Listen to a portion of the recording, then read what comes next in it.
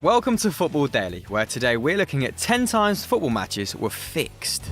10. Gabi Herrera and the Maletin. In 2011, Spanish side Real Zaragoza claimed a 2-1 victory away over Levante, securing their La Liga status on the final day of the season. A 7,000 travelling away fans rejoiced. Relegated Deportivo coach Miguel Latina made it clear he smelt a rat, and with good reason it would seem. According to Spanish paper El Pas, Zaragoza's former owner Agapito Iglesias used €1 million of the club's money to pay his players bonuses on the eve of the game. It is then thought the players distributed this money to their Levante counterparts in order to throw the match. When anti-corruption officials saw this irregular activity, they opened an investigation. In total, 42 individuals were summoned to give their account of events, including former captain Gabi, Manchester United midfielder Ander Herrera, Atletico fullback Juanfran, and Swansea winger Jefferson Montero. If found guilty, match fixing can carry a lifetime ban from football and sentencing from 6 months to 4 years imprisonment. The case is expected to run until 2017.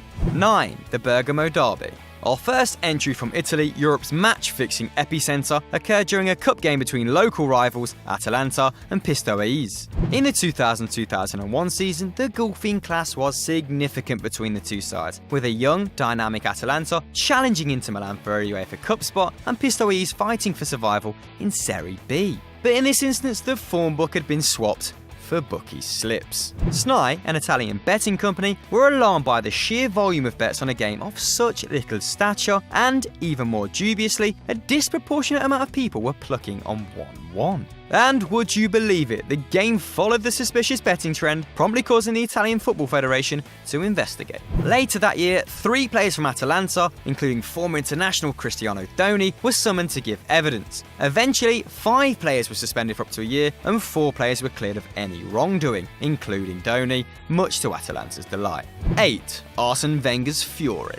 Arsene Wenger knows all about match fixing. As manager of Monaco, he was denied 2 domestic titles by one of Ligue 1's most infamous spates of cheating. Bernard Tapie, then owner of Marseille, wasn't just buying up Europe's hottest talent, he was also buying off his domestic opponents. Apparently, he was handing out so many bribes at one point, he had mounds of cash buried in his garden.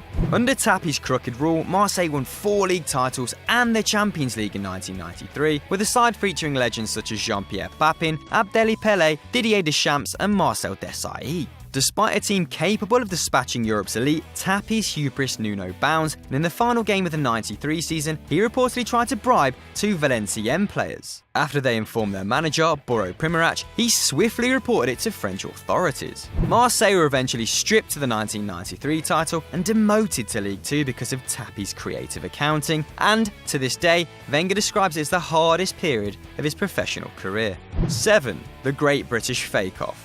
As austerity subsided in 1950s Britain and the country embraced the swinging 60s, football too abolished its wage cap. Cue a swarm of opportunists looking to make a quick buck.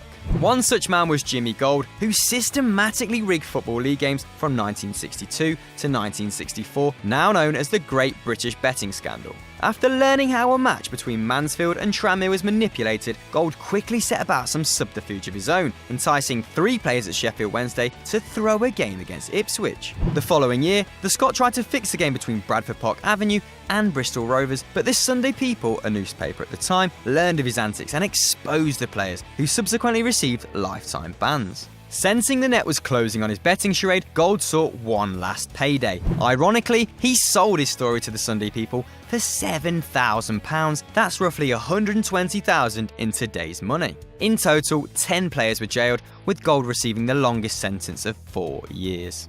6. Operation Apito Dourado. Roughly translated as the Golden Whistle, the Apito Dourado turned the Portuguese league upside down in the mid to late 2000s when a chairman's former lover exposed his apparent foul play in her autobiography. The man in question was FC Porto's illustrious chairman, Jorge Nuno Pinto da Costa, and as the investigation widened, many of the country's top officials also became part of the accused party. As well as bribery, da Costa was said to have curried favour with referees by supplying prostitutes for them, and in wiretaps presented in court, he appears to describe the women as fruit to sleep with, which has since become a favourite fan jibe.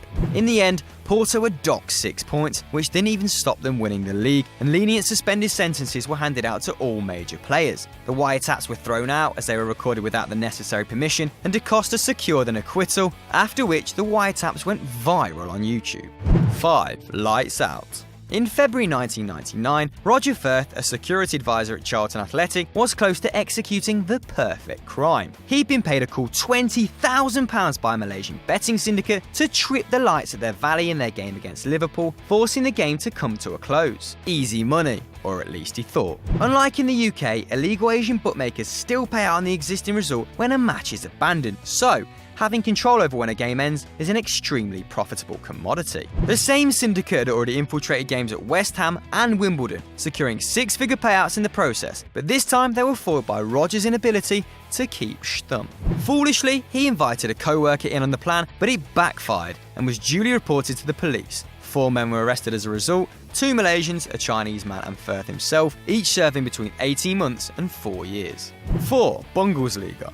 Our next scandal diverts us to the Bundesliga, where in 2005 the Croatian mafia used promising young referee Robert Heuser to influence several regional and cup games. The most high-profile incident was between Hamburg and Paderborn, where Heuser altered the result in dramatic fashion, awarding 2 dubious penalties and sending Emil and Penza off for protestation. Hamburg had been 2-0 up, but eventually lost 4-2, and it was later revealed Heuser earned a lofty £35,000 for his side endeavours. But after a tip-off about his erratic behaviour from fellow referees, German prosecutors launched a probe, and under interrogation, Heuser eventually admitted to the charges, implicating several of the referees in the process. In total, 14 players and 4 refs were summoned for questioning, and ultimately, Heuser served 2 years and 5 months in prison. 3. The Calciopoli scandal. In 2006, Italian football was brought to its knees as several of the league's big hitters were indicted for counts of bribery, blackmail and threats of violence. Amongst the accused were AC Milan, Fiorentina, Lazio and Regina, but it was the old lady, Juventus, who received the investigators' special attention. After intercepting calls that revealed the thick network of sporting treachery, the police decided that Juventus' general manager, Luciano Moggi, was the root of the problem. Such was his influence, even TV presenters couldn't escape his clutches, and they were apparently given a directive of what to say and when. Simply put, the cheating, bullying and harassment was endemic. Juventus was stripped of 2 titles, and a team comprised of Cannavaro, Ibrahimovic, Vieira, Emerson, Zambrotta, Thuram and manager Capello was disbanded. The old lady may have won 5 titles in a row during recent times, but her name has been besmirched forever. 2. Tottenero. If you thought the Calciopoli was bad, say hello to its big brother, Tottenero, the largest match-fixing scandal in the history of Italian football. In 1980, the Guardia di Finanza were tipped off about underhand events by several Roman shopkeepers. Bizarrely, players had been proactively seeking payment to throw games from affluent businessmen. The subsequent investigation revealed players at AC Milan, Lazio, Perugia, Bologna, Napoli and Avellino were all accountable. In Serie B, the only clubs the authorities could pin anything on was Taranto and Palermo. The inquiry culminated in mass arrests, and a total of 50 years worth of bans were handed out and 25 points deducted from across the board. The most notable protagonist in this narrative was Italy striker Paolo Rossi, who was handed a 3-year ban for his part, although it was eventually cut by 12 months to allow him to play in the 1982 World Cup. He finished as the tournament's leading goal scorer as the Azzurri clinched the title, finally proving there's no such thing as karma. 1. Turkish sports corruption scandal.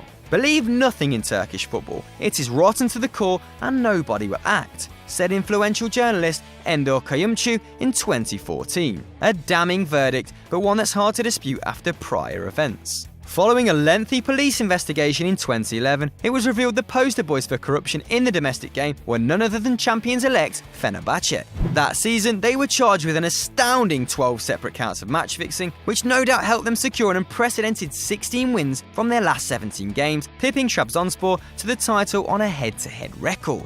Transcripts from that year's hearings include former Istanbul winger Ibrahim Akin telling judges Fenerbahce offered him $100,000 not to score against them, to to which he accepted under the condition it was euros, not dollars. In total, 48 players and officials were found guilty, with a further 44 cleared of any wrongdoing. However, shortly after, the Turkish government softened laws on sports-related crimes, and many key figures escaped with watered-down sentences or even nothing at all. Strange. So there we have it, but what do you guys at home think? Let us know in the comments below. And if you enjoyed this video, why don't you click here for loads more great content and down there to subscribe. And as always guys, we'll catch you later.